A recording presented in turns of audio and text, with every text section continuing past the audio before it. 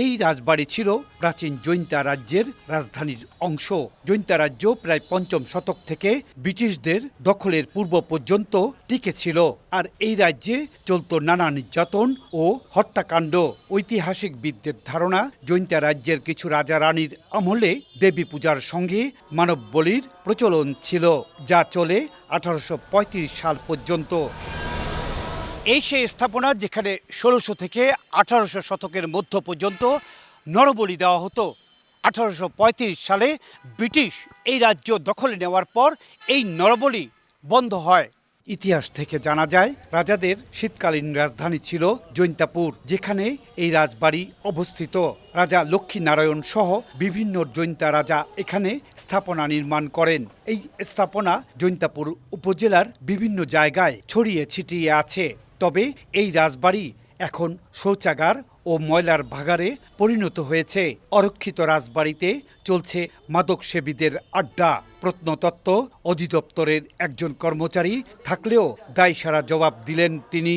প্রশাসনের কোনো হস্তক্ষেপ না থাকার কারণে মানুষ মনে করে যে কোনো মাদক সেবীকে কুদাম কাদাম করবে, তারা দূরবর্তীভাবে হামলা করে। প্রত্নতত্ত্ব অধিদপ্তর থেকে দেখলো একজনে যে আমার তো এখানে এটা আছে, কিন্তু আমার এলাকার লোক এটা নিয়ে কোনো মাথা ব্যথা নাই, তাহলে তো এটা সংরক্ষণ হবে না। জৈন্তাপুর উপজেলার প্রবেশ মুখ ডুপি এলাকায় অবস্থিত রাজ্যের ঐতিহাসিক সরাইখানা বা পান্থশালা, যা আজও অতীতের গৌরব বহন করে দাঁড়িয়ে আছে।